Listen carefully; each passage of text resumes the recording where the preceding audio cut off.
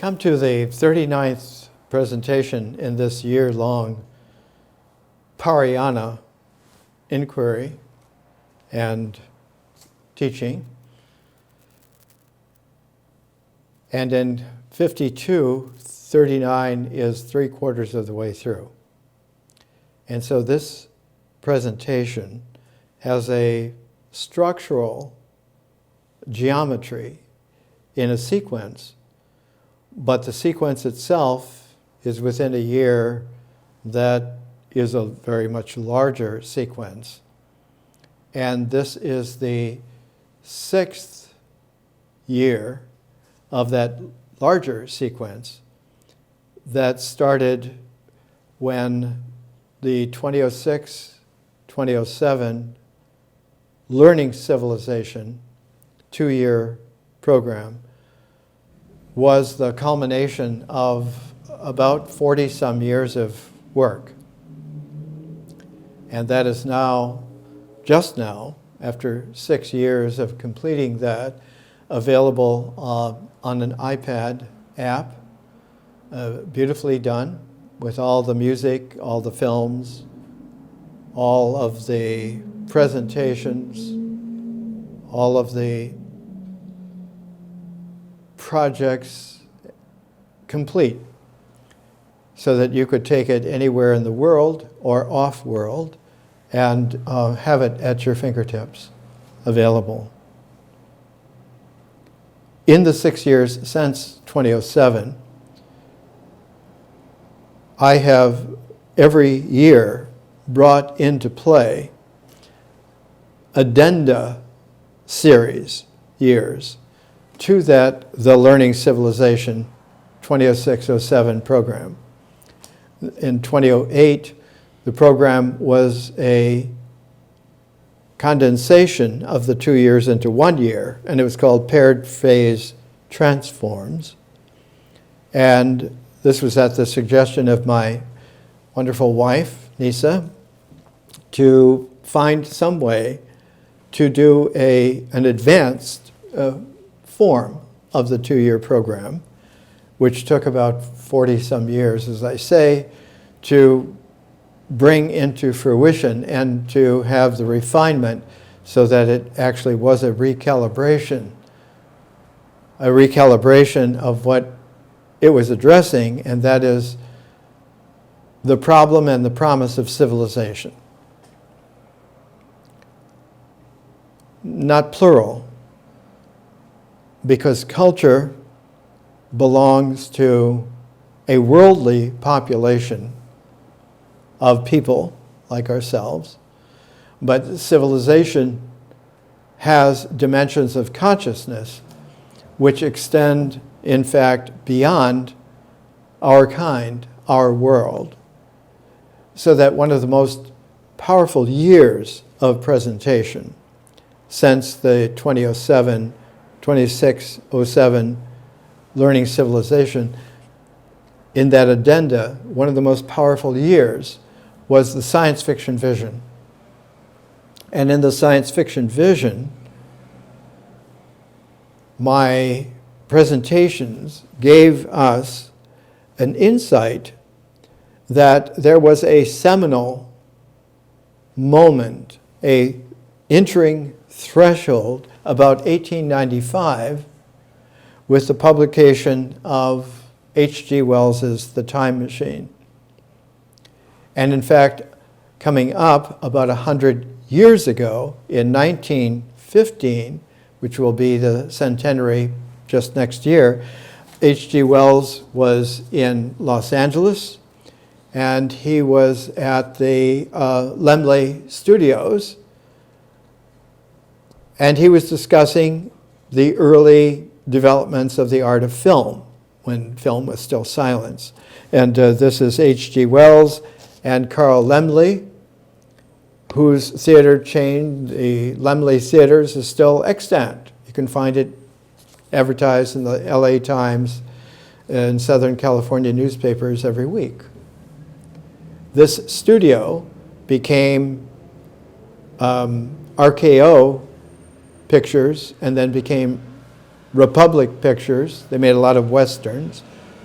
And then became Channel 7 ABC TV and is in the Franklin Hills district, just to the west of Los Feliz.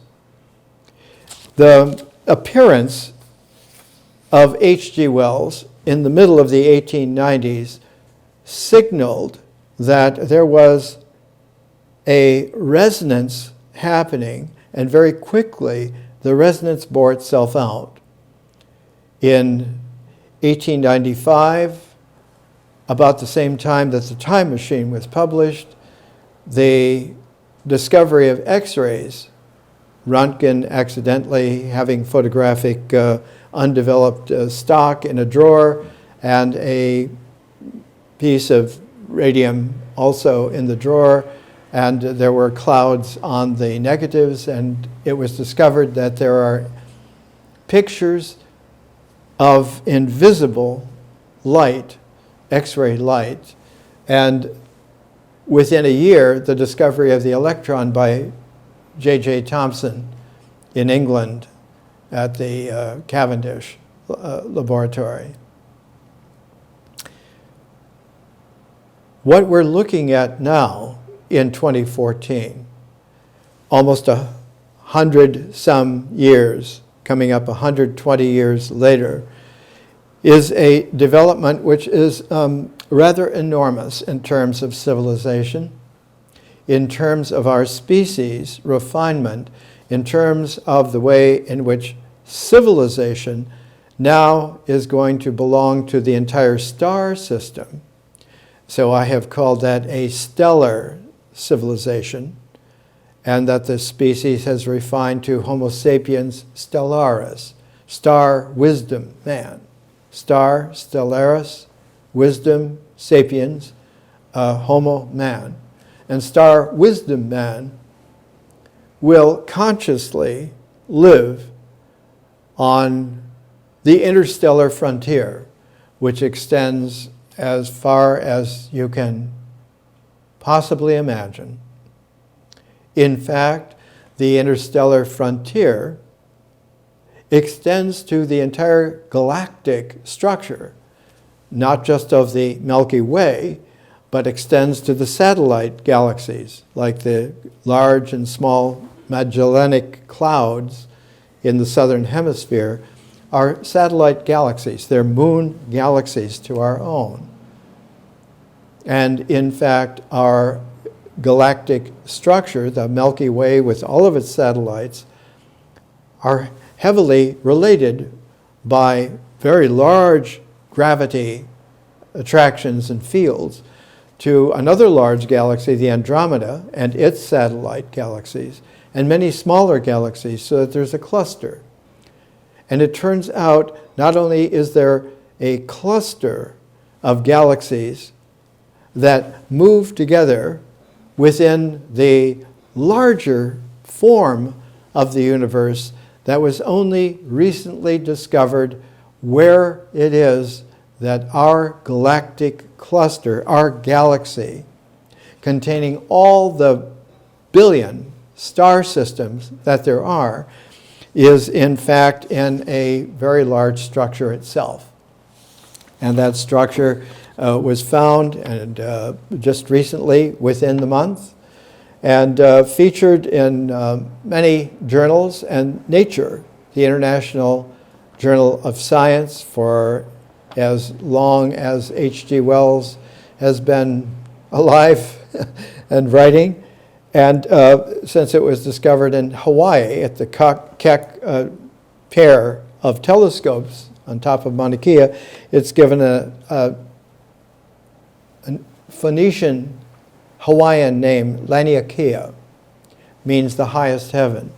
And Laniakea looks very much like a very familiar sight, and until I disclose it, it won't occur to us that this is a very familiar sight. This is, in terms of light years, 500 million light years across. It has more galactic clusters than we have stars in our galaxy. And it has a pair to it that is almost a mirror pair. And we have talked about how it's called the Pisces-Perseus supergalactic cluster. So that the pair together make a billion light year dimension, which fits into now a cognition of the universe as having an enormous structure. The structure being something which is not evenly distributed, but has nodes and voids. The nodes connected by large energy, gravitational patternings, so that we have a very interesting universe. Laniakea is very much like the way in which a lightning strike in our atmosphere would record. And so the super duper cluster of galaxies, our own Milky Way, is on the very tip of this protuberance here of this energy node, and the entire cluster of our galactic neighborhood, in fact, occupies like the arrow point of an enormous energy surge within a context that is like the entire lightning strike of what? It is the lightning strike of time instantly, since there is now time, instantly, space, so that space-time is this trail of the lightning flash, but the energy of the lightning is time as a dynamic, which gives us an insight, as we have been following here, that our current life generation is the first of a threshold experiencing the lightning flash that will turn on the old cartoon image of the light bulb in thought. We have the idea now, not only of progress, not only of evolution, not only of all of the other qualities of promise and expectation, but in fact what we have is the beginnings of a consciousness that has become not only scientific, but brings with it a kaleidoscopic historical dimension of consciousness, and that they pair together, that history and science in their dimensionality pair together resonantly. They're like some of the juice that goes into the lightning bolt that turns on the ideas in the symbolic structure of the mind, but the preparation for history and science to turn on the symbolic light comes from vision as a field and the development of persons who are creatively imaginative and capable of remembering, not just memory, but remembering. And this remembering and this creative imagining develops art. And so we understand that there was in the learning civilization the beginning of 4 seasons of nature as a cycle that morphed and transformed its way as we made our concourse through it into a cycle of phases, 4 phases, that now with a new field, we began with the field of nature, and now a new field, the field of consciousness, which will form a complementarity, and does, with nature. Nature being an integral cycle vision initiating a differential conscious ecology, out of which art not only as another phase, but as another dimension, so that the artist is actually a six-dimensional person, prismatic, able to carry the fifth dimension, the magical transformative dimension of vision, through their creations, through their art, not just the art of painting, of sculpture, of architecture, but the art even of person creating, not just person making, as Virginia Satir's wonderful phrase used to be in the 1950s, but of creating the prismatic person, the jewel-like facets that then are not only differential but kaleidoscopic, so that historical consciousness as a seventh dimension brings an eighth dimension of science into play in such a way that we now have a ninth dimension of complementarity, of the twin fours coming together as an eight, but making a ninth, which is the complementarity. And we talked last presentation about how music, once it achieved a scalar form in ancient Greco-Egyptian wisdom understanding of an octave, one was able to have a continuity of many octaves that wove together, and that the seamlessness of this is extendable in further dimensions from art, the art of music, to the science that brings music into play in a kaleidoscopic way and gives an analytic in terms of a cosmic way of understanding. And now we all have available computers that are able to work with 2 million colors plus. So that we have come in the last 2,500 years to understand that the last centuries have indeed been extremely different as a springboard from building on what came before, but taking it to many octaves above where it had been. In the Renaissance, for the first time, about 500 years ago, you began to have the sense that a musical composition was able to have a personal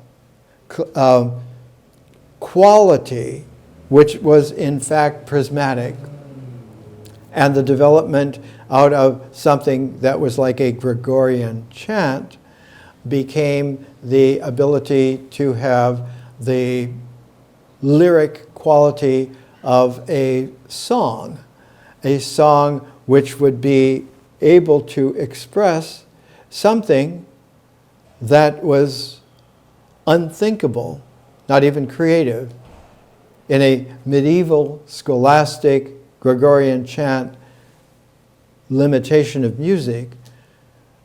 And in the early 20th century, one of the great composers who developed his compositions to go into teaching music creatively to children. The man's name was Carl Orff, and one can still find his music for children, where children learned with striking little blocks of wood, little triangles, little drums, and so forth, that you could build a quality to where the song, lyric quality of music would emerge out of these kindergarten, grade school, musical explorations of rhythm, of the way in which a time signature can be varied and interpenetrated. And Carl Orff then developed an exemplar composition in music in 3 parts, and the first part became very famous. It was called Carmina Burana. And Carmina Burana are the songs in classical scholastic Latin of love affairs of men and women in their own personal lives. And this signaled the quality of reaching back in time and reaching from the present new transform of what a person was, what a personality might be, and especially the interchange of personalities, that the whole question that came to the fore about that time, which is the time of the great impress of the science fiction vision reaching out and not just being there for a few geniuses or a few people who were like vanguards, but a growing population of people understanding something completely new has dawned. And one of the issues, in fact, one of the crises that has occurred, is a crisis in identity. That the whole codification of an equation of balance, that one then, when everything fit together, it fit together in such a way that one could identify. Not only identify one's own identity as being, I am this, I am that I am, but the resonance of it, that you are who you are, and that our identities need somehow to interchange. And all of this became problematic as the 20th century developed, especially into the 1930s. The person who made use of language and invented the term identity crisis was Erickson. He lived to be almost 94 years old. He was born in a part of northern Germany that was heavily influenced by the Scandinavian countries, especially Sweden. And one of his important books, Identity, Use, and Crisis, came out as a part of a whole life cycle. This edition of the Life Cycle Completed was edited by his lifelong wife and partner, Joan M. Erickson. And she, with Eric, made a whole career of many decades of following what they came to understand as an 8-part life cycle. And that 8-part life cycle would eventually, in the way in which the wife, who survived Eric by a number of years, and in her new edition of the Life Cycle Completed, she includes a 9th stage. Together, largely on his accreditation, though she was equally involved in putting this together, he became famous and she became the helper for him. But in the expanded version of the life cycle, the 9th stage, she writes, when the 8 stages were initially charted, it seemed, she's wanting to be talked about, and she will be, it seemed obvious that apart from the infant's arrival date, such variety exists in the timing of human development that no age specifications could be validated for each stage independent of social criteria and pressures. And so it isn't a life cycle by ages, but it is a life cycle by maturation. And the thresholds of each stage of maturation had for itself a challenge. Now, neither Eric nor Joan Erickson were cognizant of the incredible ancientness of what it was that they were rediscovering. Not just the octave, or in ancient Egyptian, it was called the Ogdode. The Ogdode being that there are 8 fundamental divine presences in 4 pairs. And these 4 pairs of gods, these 8 gods, there were 4 masculine and 4 feminine. And that Ogdode, when a human being was able to comprehend, not just apprehend, but comprehend, a 9th spiritual quality emerged out of not just the great complementarity of the 8, but a 9th which could not be named. Eventually, the reference to that 9th came to be embodied as the sun, as Ra or Re, depending on your pronunciation of it. And Re was the hidden, invisible silence behind the 8 gods, 2 of which, like Osiris and Isis, became very popular even till today. The others, like Nut and Tefnut, Nut is as important as Isis because she is the one that has the star-spangled body that reaches from horizon to horizon. Her toes and her fingertips span the entire horizon of the world, so that when one was of a inheritance of great wisdom and buried thereby, the new kingdom, moving away from the sarcophagus that was limestone that ate the body. A very successful burial in a sarcophagus is that there was no body there. The limestone would have dissolved it all and absorbed it. And so the empty sarcophagus was proof that you had transcended, that you were in eternity now and no longer shackled to the world.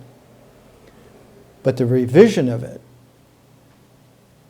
the recalibration of it, was that the eternity can come back into this world because the exit from this world was a two-way, not a two-way street, but a two-way threshold, because the refinement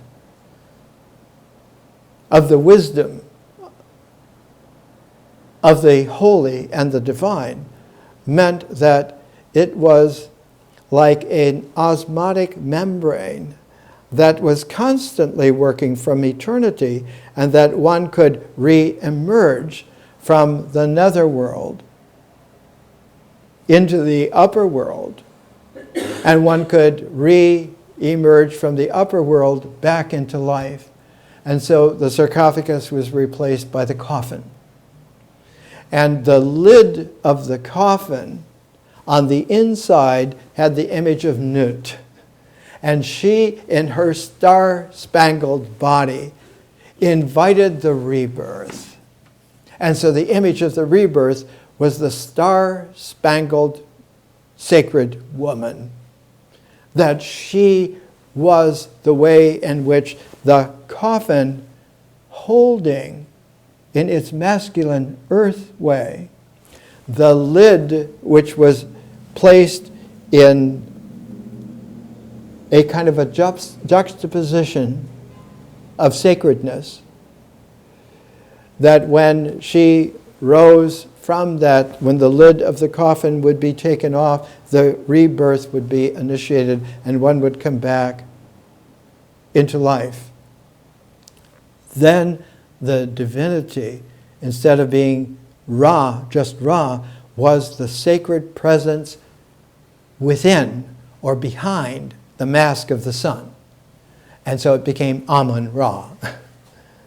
And Amun-Ra then became the way in which one understood that if you had been brought back from eternity into life again, you brought with you all of the coattails, all of the resonances, the entire ability to carry a harmonic into the world from eternity. A priestess of that ancient religion, by the time she was a high priestess of it in the mid-300s BC, gave birth in 356 BC to a son. Her name was Olympias, and her son was Alexander, who became Alexander the Great.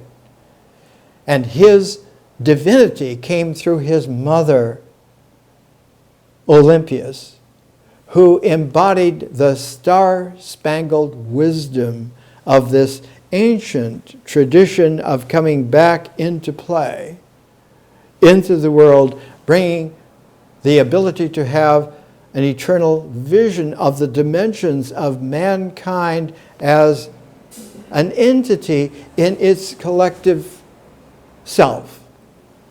And so Alexander's great vision from his mother was that all mankind is a very large, complex, diversified family.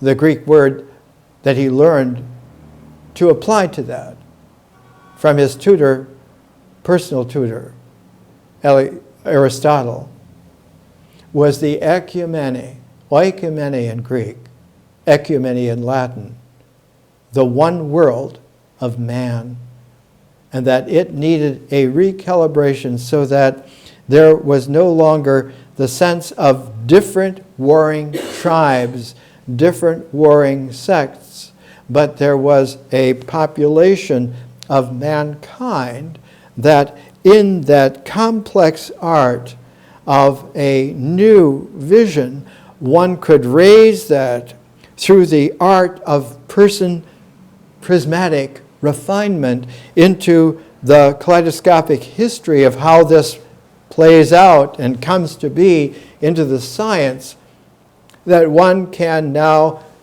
ensemble, go through that same procedure. Not just a rebirth from eternity for a very special, rare, holy person, but that mankind as a whole could be reborn as a cosmic species, as a star species. The body of Newt guaranteed that she has gifted this capacity with the blessings of her earth as a partner under the aegis of the presence in the sun of Amun-Ra. And when Alexander became matured as the young conqueror by taking Egypt, he made an expedition that was almost unheard of at the time to be successfully done. He took himself and a group very close to him and went into the Sahara Desert all the way down to the Siwa Oasis, to the hidden shrine of Amun-Ra at Siwa. And there was confirmed that he was indeed the son of Amun-Ra, that energy, that his mother had conveyed that. And so Philip, his father, Philip II, was yes, the physical father, but that his true father was the spirit of Amun-Ra to his mother Olympias, and that he was then divine in the sense of the wisdom of his mother, and he was only king in terms of the power of his father. And this set the city of Alexandria as the urban harmonic of the presence of that vision, the promise of that development, the dispensation of something new, so that the life cycle, coming back to the ninth stage, in Alexandria became a quality of revelation. And about 90 AD, in Alexandria, the development of that wisdom became so refined that a series of 13 treatises were written down, collectively called the Hermetica, and there was, in that series of 13, a formative essay, a treatise, called The Eighth Reveals the Ninth.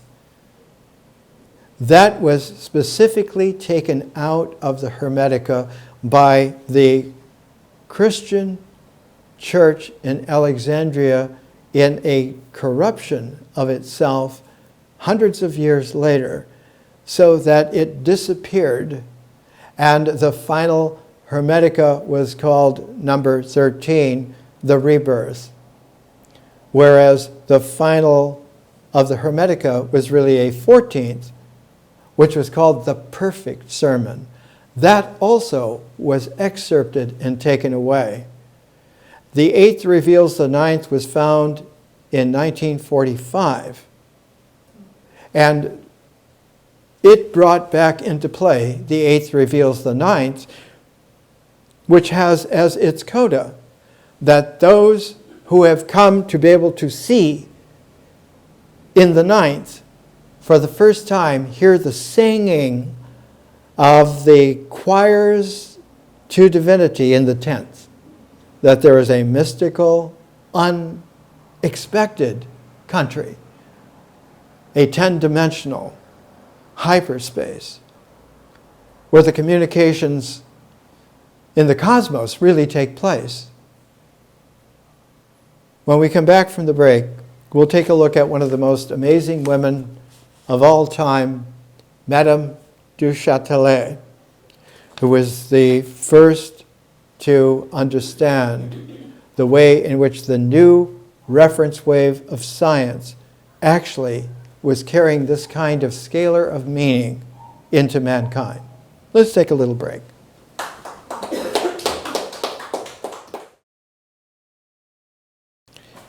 Let's come back. We were in the first half, and notice that it isn't just a half, but it's now paired. Pairs tune. And the symmetry of pairs is resonant. And the larger dimensions of resonance come into play as a harmonic.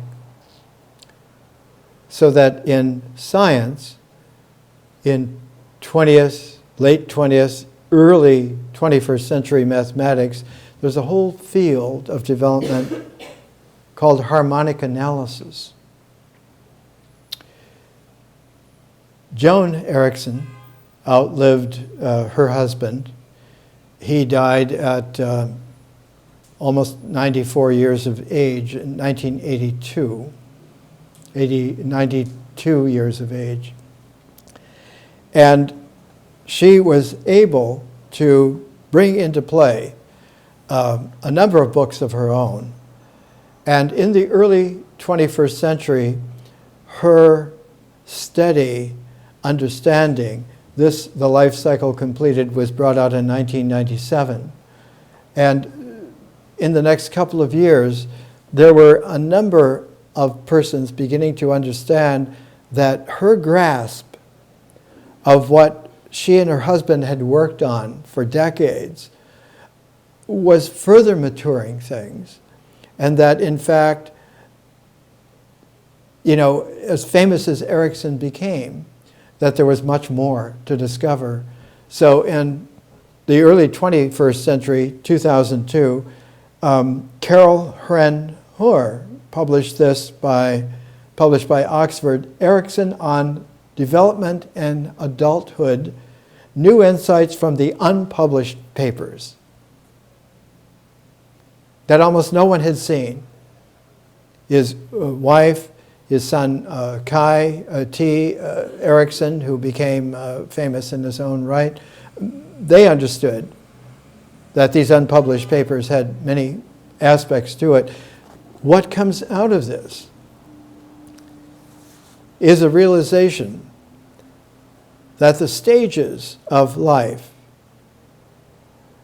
were worthy of each one of those 8 stages having a book. The first book that came out and established Erickson was Childhood and Society, and one of the really powerful volumes was called Identity, Youth, and Crisis, because of a tremendous emphasis on the cycle as a whole. One of the important volumes came out near the end of Erickson's life when he was almost 90, Life History and the Historical Moment. It is a quality, though, of development that is a tributary of a great stream of material that itself is a tributary to an enormous river of realization, but it does flow into an ocean. It goes off planet. It goes into the planetary star system in such a way that it has a carrier wave that goes beyond.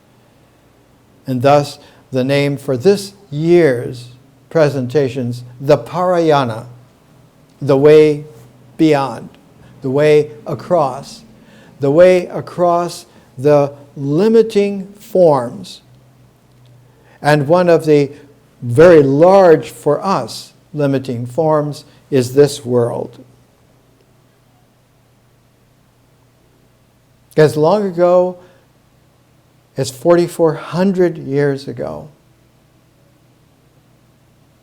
the reference wave of 2350 BC, the reference wave at that time carried by Sargon of Akkad and his daughter Enneduanna,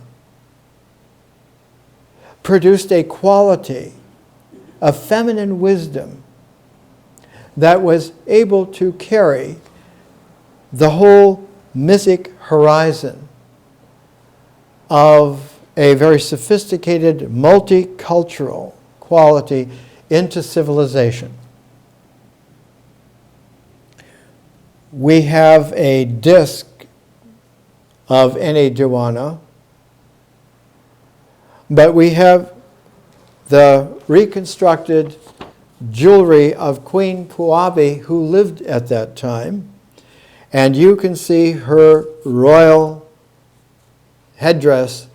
It is a crown, but it is a crown that has a very specific comb. And the comb of her crown with the earrings are 7 stars. And those 7 stars are the stars of the Pleiades.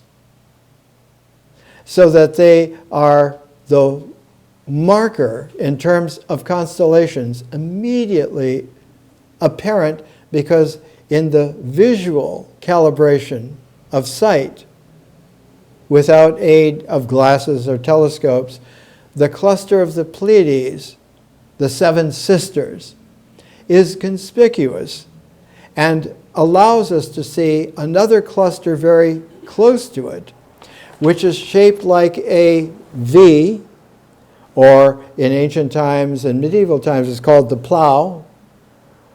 And the bright reddish orange star at the point of the plow is Aldebaran in Arabic. And Aldebaran with the plow becomes the astrological constellation of Taurus, because they didn't see it as the plow, but the ancient seeing of it was not Chaucer's plow, but the horns of the bull. Taurus, of the way in which the power of insight is able to have that quality of emergence which brings a power into play, and the power that is the energy that develops, that Taurus brings into play and points, just as the plow as Taurus, as Aldebaran points from the Pleiades to the constellation of Orion.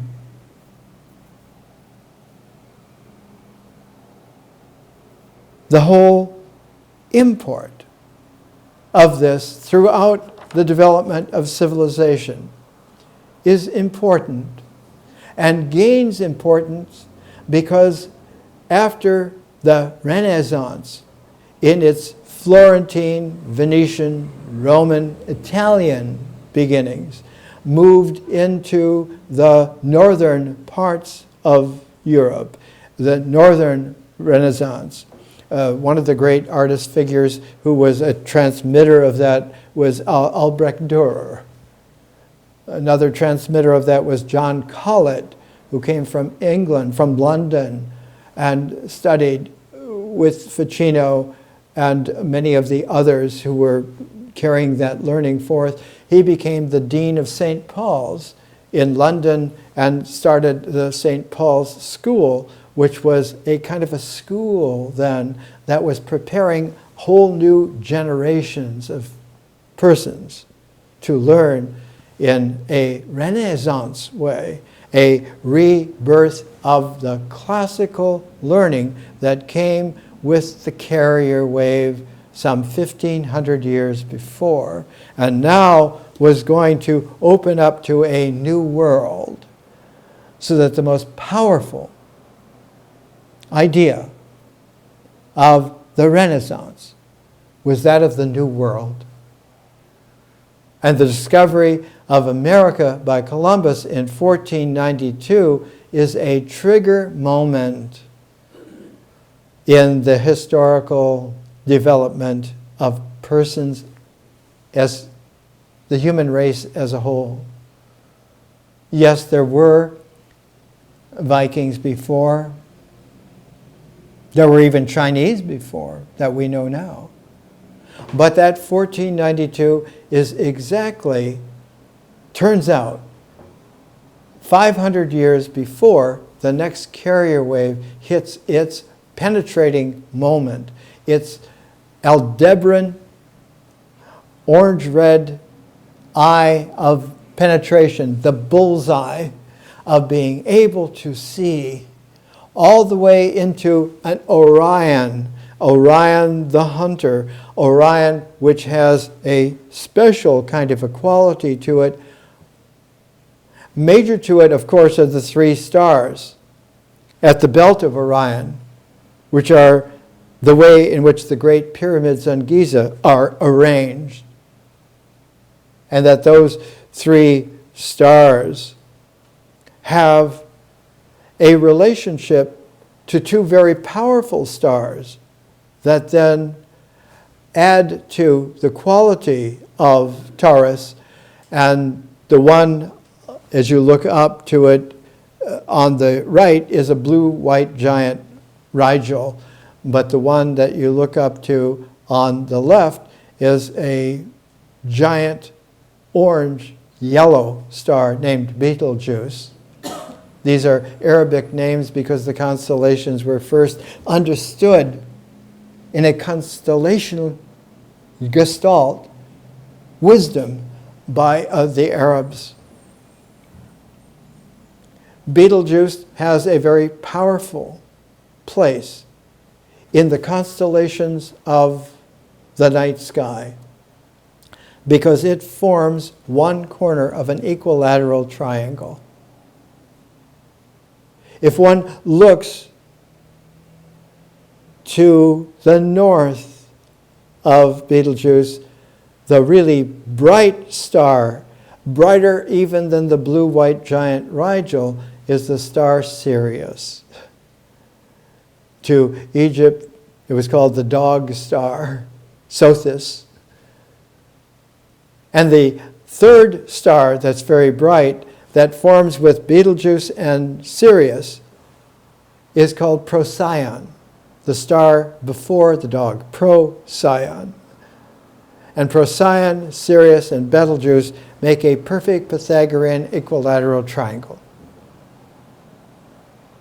which then makes that whole constellation of Orion and Taurus and the Pleiades responsive to another constellation of two very bright stars that are always paired together, and in Latin, from the Greek, they were called Castor and Pollux, the twins. So that one has a whole swath of the starry expanse of the night sky, especially in the northern hemisphere, that one can begin to understand there is a way around, not limited to the plane of the ecliptic, to the stars in terms of where the sun's undulating pattern goes through the night sky, but there is another scalar swath of constellations. And it began to occur in the Renaissance. If one can sail around a spherical Earth, how many constellations could there be in the entire night sky around the entire Earth? And the answer to that is 88. Curious, not just a pair of eights.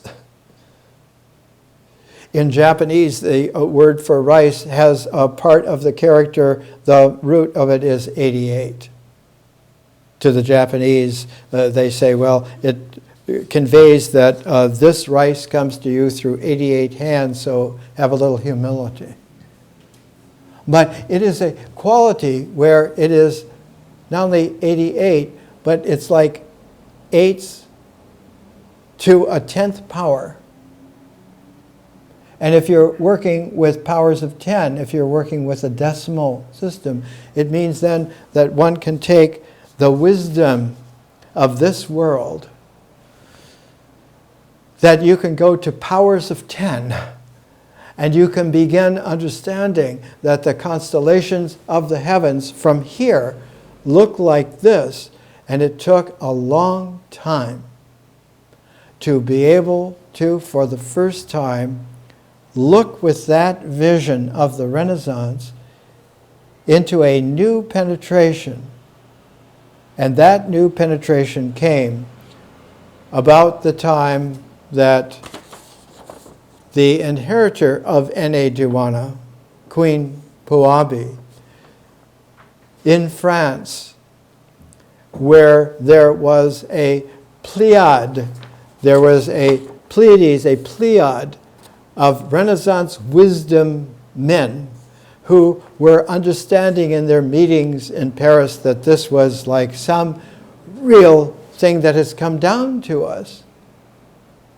Something here is a larger wisdom that hasn't been harvested yet, that was planted then, developed to this extent.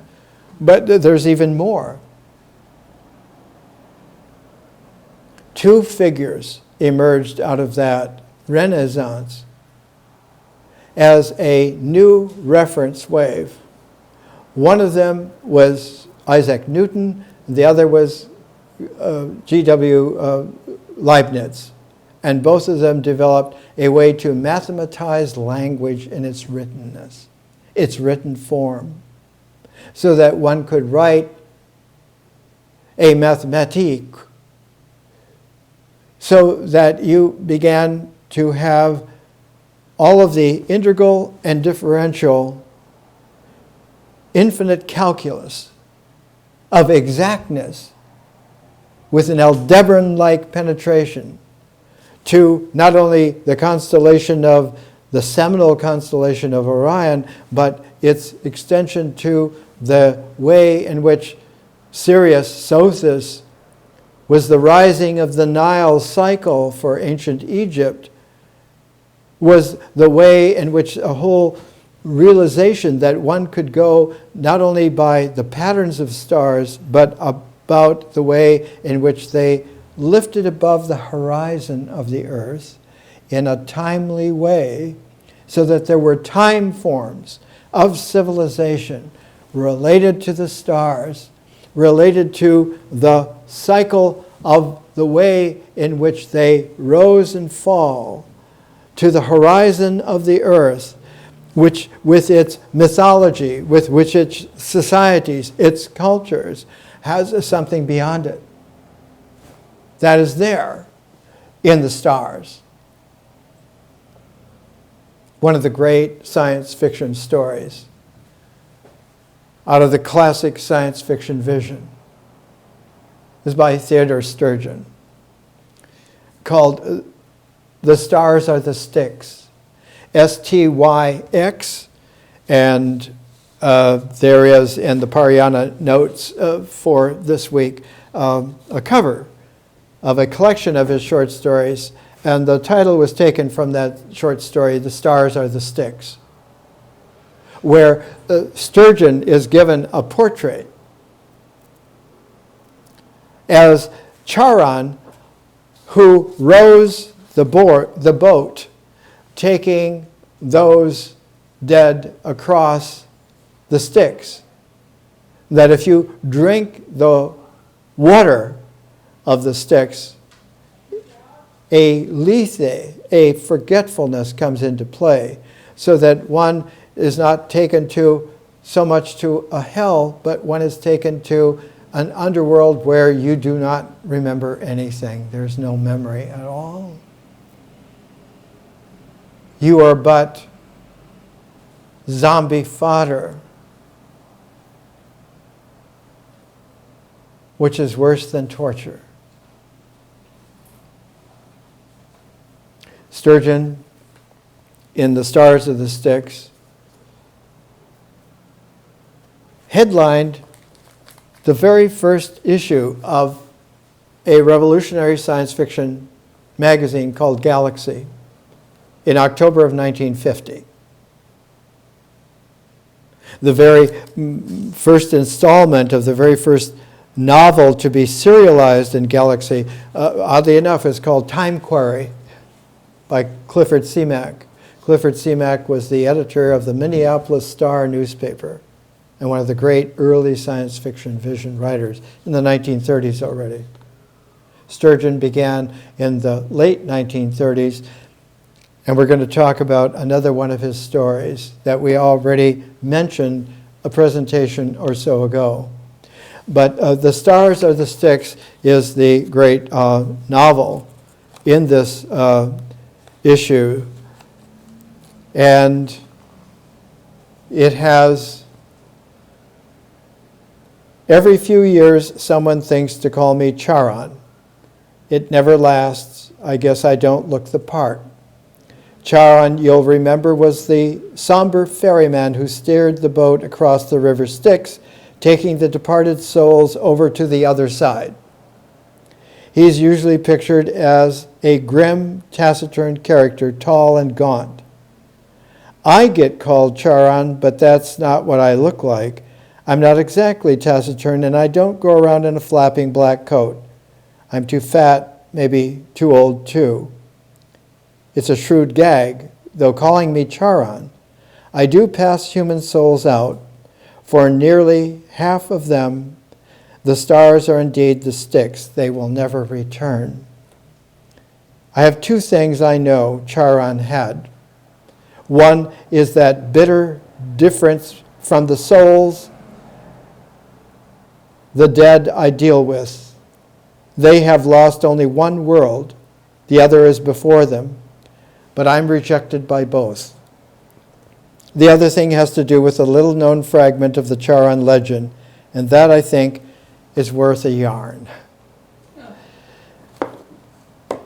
The previous story to this that we have taken a look at in the Parayana is a story that headlines volume 2 out of 14 volumes of the collected stories of Sturgeon, Microscopic God. And the first printing of Microscopic God was in the April 1941 issue of Astounding Science Fiction magazine, where the editor, John W. Campbell, Jr., talks already about Sturgeon in these glowing ways that the editor of Galaxy, H.L. Gold, talked about Sturgeon. And in fact, it's a very fond thing for me because I have my first 3 issues of Galaxy from 1950 signed for Roger with all warmest good wishes, H.L. Gold, because I had been taken here in Los Angeles to Park La Brea to meet H.L. Gold for an afternoon by Theodore Sturgeon. He was a very dear friend of mine. And it's interesting because the second issue, November 1950 of Galaxy, has a feminine focus of a pair on the moon. And in the third issue, December 1950, it has a wise old woman whose pet is a fabulous creature with a young boy, young man, that she is tutoring, and it's called Second Night of Summer by James H. Schmitz, who lived in Orange County, and he was famous later on in a couple of years for writing a great science fiction novel, The Witches of Caries, that the 3 graces in a stellar world possibility are 3 magical young girl women who are natural clairvoyants, telepaths, teleporters, and the starship captain thinks he's just taking them on his trade route as cargo to be taken someplace. They take over his starship and his business and everything he could imagine. A Microscopic God is about a scientist on an island who discovers how to reduce the sentient life form of man to microscopic levels, what we would call today on the level of below bacteria to viruses. And because they're so tiny and their life history, their life cycle is so fast that many hundreds and thousands of cycles for them occur within short days or weeks. And so their creator, they begin to understand, is God. That this scientist then becomes God. In the 21st century, this is the website of Natural Society. The date is 13th of September 2014. Mad scientists genetically modified microhumans to be farmed for drug testing by 2017. We're already in it, over our heads. It is a quality of actuality that came into play when the Pleiad was being formed in Paris. The outstanding intellectual adventurer was Madame de Châtelet. This is her in front of her great book of translation that came in a very special way. She was the inheritor of a great royal title. She was a marquise, and their palace was Moonville,